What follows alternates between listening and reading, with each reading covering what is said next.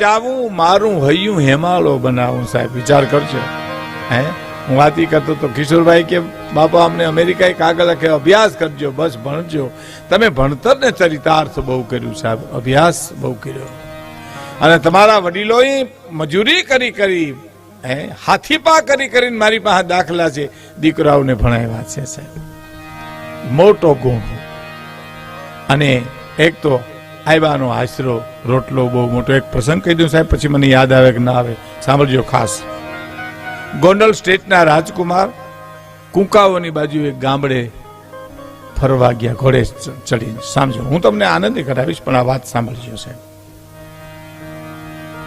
5-7 મિત્રો, કુંકાઓની બાજુ પટેલ નું ખેતર. ગોંડલ રાજકુમારને ભૂખ લાગેલી સાહેબ. મેઘાણીએ બહુ સરસ પ્રસંગ લખ્યો છે કે ભાઈ આ ખેડૂ છે એને પૂછો ને, આપણે જમવું છે. એટલે એને સાથે જે માણસો હતા રાજકુમારની સાથે એને કીધું, જે ખેડૂ હતા પટેલ, કે ભાઈ જમવું છે મહેમાનોને.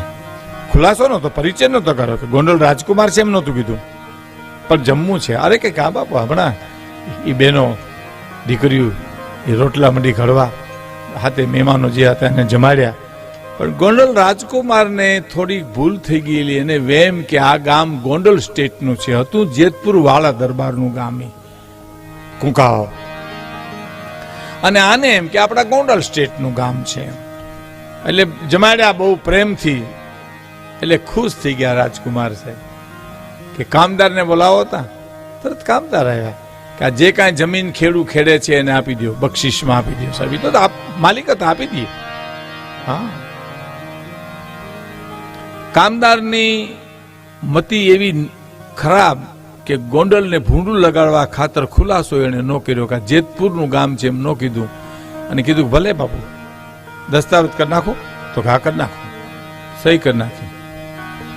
રાજકુમાર તો જતા રહ્યા. ખેડૂને દસ્તાવેજ દેતા દેતા જેતપુરના કામદાર એમ કહે છે કે લ્યો આ દાળમાં વઘારીને ખાઈજો. એટલે ખેડૂ ભોળા ભાવથી કીધું બાપા અમે સમજ્યા નહીં કઈ તમે શું કીધું. કે આ ક્યાં ગોંડલ નું ગામ છે, આ તો જેતપુર વાળા દરબારો નું ગામ છે, અને આમ રોટલો ખવડાવને જમીન આપી દે. અને પછી સાંભળજો સાહેબ, એ ખેડૂ હતા એને કીધું કે આ કોણ હતું કામદાર, કે ગોંડલ રાજકુમાર હતા. ઓહો કામદાર, અમારે ક્યાં જમીન જોતી હતી, પણ ખુલાસો તો કરવો તો ગોદડા તો હારા પાથર તમે, એનું મહેમાન ગતિ તો હારી કર તમે, ઢોલિયા તો હારા પાથર, અમારે ક્યાં જમીન જોઈ છે. અને સાહેબ કામદારે જેતપુર વાળા દરબારને કીધું બાપુ, તો કે હા લ્યો વાંચો. શું?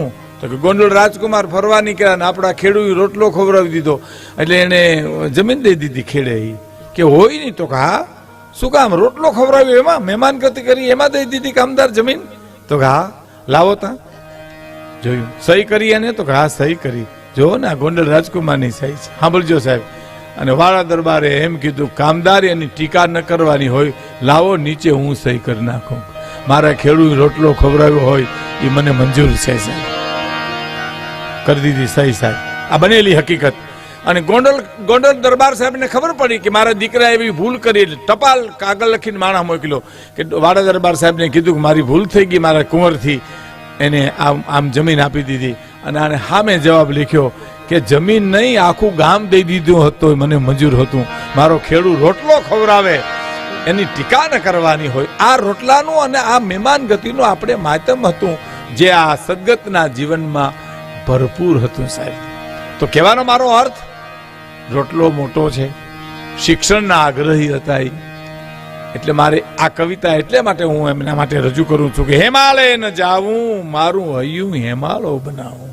મારે ક્યાંય જવાની જરૂર નથી. મારા હૈયાને હેમાળો બનાવું. હું વિવેક રાખું, કરુણા રાખું, દયા રાખું, શ્રદ્ધા રાખું, સંપૂર્ણ સમર્પણ રાખું. મારે ક્યાંય જવાની જરૂર નથી. વાત સાચી, ક્યાંય જવાની જરૂર નથી. એક જણે એક સાધુને જઈને કીધું બાપુ મારી એકાંતમાં જવું છે. તો કે એકાંતમાં શું કરવું તારે? તો કે ભજન કરવું છે. એમ? તો કે હા. આ ઘીરે તારો આખું ઘર હુઈ ગયા પછી ખોણામાં બેઠો બેઠો ભજન કરતો નથી થાય એમ? પણ તારે તો દીકરા બીજે જમાવવું એટલે જવું છે. તારે તો આ છોકરા છોડીને ચેલા ઉભા કરવા છે, ભાઈઓ છોડીને ગુરુભાઈ ઉભા કરવા છે.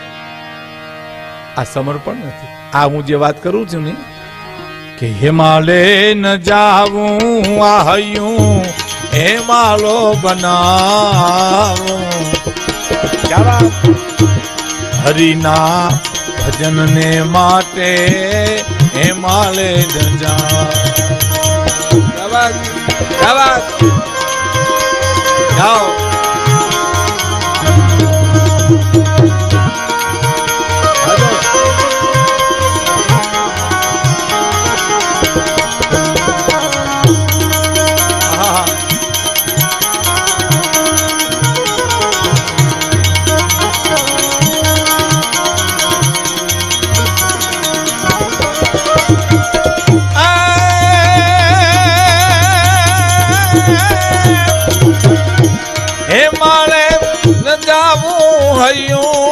હિમાલો બનાવું, હરિના ભજન ને માટે હિમાલય ન જાવું, હરિના ભજન ને માટે હિમાલય જાવું, મારું હૈયું હિમાલો બનાવું. તરત હા, ચશ્મા મને પહેરીને ગમતું નથી. મને એમ થાય કે મારીને તમારી વચ્ચે કોઈ આડું છે એમ. હા, અને ચશ્મા ઉતાર નાખું એટલે ધબો નમા. સાહેબ આ કિશોરભાઈ બેઠા એ મને ખબર છે, પણ ઉઠીને વૈયા જાય ને કોઈક બીજું બેસી જાય તો એ મને ખબર નથી કોણ બેઠું એ. હા, એટલે મને એને પાછું ભાઈ આડા આવે એટલે દેખાણા નહીં. હિમાલય ન જાવું મારું હૈયું હિમાલો બનાવું. આ બહુ સરસ કવિતા મિત્રો જીવનમાં ઉતારવા જેવી છે. હરિના ભજનને માટે હિમાલય ન જાવું. સત્ય નીતિ ન્યાય પ્રમાણે જીવન જીવવું, ક્યાંય જવાની જરૂર નથી. અને એના કરતા મા બાપની સેવા કરો સાહેબ, તીર્થધામની સેવા કરો. હા, જો તમને કહું, પ્રવાસમાં ભક્તિ ભળી જાય એટલે યાત્રા થઈ જાય, મકાનમાં ભક્તિ ભળી જાય એટલે મંદિર થઈ જાય, અને ભોજનમાં ભક્તિ ભળી જાય એટલે પ્રસાદ થઈ જાય છે. ભક્તિની જ વાત છે. તમે શ્રી કૃષ્ણ શરણમ મમ કરતા તમે ખીરેસરા જાઓ તો ખીરેસરાની તમારી યાત્રા છે.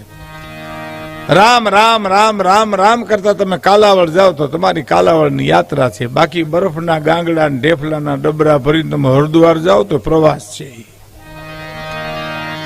એમાં કઈ છે વળે નહીં. આ બેનો બેઠી એને ખબર છે માતાઓને કે સત્યનારાયણની કથામાં જે શીરો બનાવે અને અટાણે આપણે મહેમાન ગતિમાં હગા વાલા આવે ને, હગા વાલા નોખા નોખા હોય, પાછા હગા હોય વાલા નો હોય ને વાલા હોય હગા નો હોય. હા, હું ઊંધું બધું. હા ભાઈ, હગા હોય વાલા નો, વાલા હોય હગા નો હોય. હવે તમે જો હગા કોને કહેવાય અને વાલા કોને કહેવાય? હગા કોને કહેવાય? દીકરાની જાન જૂતવાની થાય ને મોટા બાપુ રિહાઈ એને હગા કહેવાય. હું નહીં આવું, આપણે હું કોહ ઉપાડે, અંદરથી કોહ ઉપાડે ને એમ જીવને ઉપાડે. હું નહીં આવું. અરે મોટા બાપુ આખી જાન ખોટી થાય, હું નહીં આવું. આને હગા કહેવાય. વાલા કોને કહેવાય? ગામના પાદરમાંથી માણસ નીકળ્યો હોય, ઢોલ ને હરણાઈ વાગતા હોય અને પૂછે કોણ ના લગ્ન કોના છે? કે ફલાણાભાઈ નો દીકરો પરણે છે. એમ લે, એ તો મારો જીગરજાન મિત્ર કહેવાય. આ વરરાજાનો બાપ તો મને કંકોત્રી લીખાવીને રે જ નહીં, લખી છે પણ મને મળી નહીં હોય. એમાં આમંત્રણ વિનાનો આવીને જાય ને કામે લાગી જાય એને વાલા કહેવાય છે. ખબર જ પડવી જોઈએ. એ વાલા, એ હગા વાલા માટે જે બેનો શીરો બનાવે, સત્યનારાયણની કથામાં જે શીરો બનાવે, એ સત્યનારાયણની કથા એ તમને ખબર મોટી માંડવાની ભાઈ આવદરમાં આપણે વડીલોને બધા જોઈએ. અમે માણેકવાડામાં બત્તીઓ હતી નહીં, લાઇટ હતી નહીં, ફાનસના દીવાના અંજવારા. ગોરબાપા કથા વાંચવા આવે અને ખેડૂત બધા ખેતી કરીને થાકી ગયા કથા સાંભળવા આવે અને હોકારા એવા દે, કરુણ હોકારા દે. અરે રે, હજી તો કઠિયારો આવ્યો એમ. પ્રસાદ કઈ આવે? સત્યનારાયણની કથામાં પ્રસાદ હારુથી જ આવે અને વરી પાછો આનીકોથી હોકાર આવે. અરે રે, કલાવતી આવી હજી તો પ્રસાદ કઈ આવે. અને પ્રસાદ આવે એમાં દીવાના અંધારા હોય. એમાં તમે નહીં માનો, શીરો અને ગંડેરી બે મોઢામાં વહી જાય. શેરડીની ગંડેરી ને શીરો. હવે આમાં અંદર હું જવા દે, હું બહાર હું કાઢું?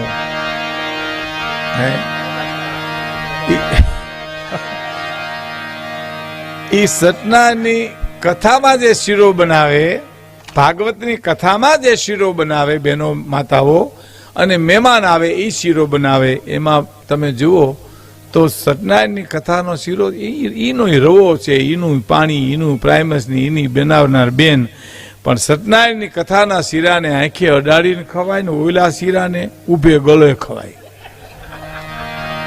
કારણ કે વિટામિન વિનાનો છે, એમાં કાંઈ છે નહીં. એમ ભક્તિ ઘર મકાનમાં ભક્તિ ભરી જાય તો મંદિર થઈ જાય, એને ક્યાંય જવાની જરૂર નથી. જેમાં કવિ કહે છે કે હિમાલય ન જાવું, હૈયું હિમાલય બનાવું, હરિના ભજનને માટે હિમાલય ન જાવું. પેલી કડી સાંભળજો કે મનના મંદિરિયામાં દીવો કરી દેખવું, મનના મંદિરિયામાં દીવો કરી દેખવું.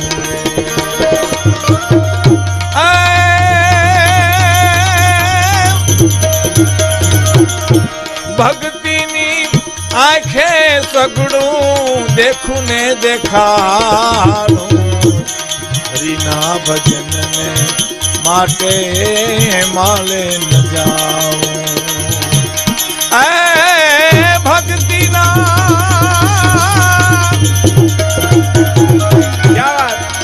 ભક્ત બીજ પલટે નહીં, ભલે જાય જુગ ગના, પણ ભક્ત બીજ ભક્ત જ રે. ભક્ત બીજ પલટે નહીં, ભલે જાય જુગ ગના, એ ઊંચ નીચ ઘર અવતરે, એ તો આખીર સંતના સંત.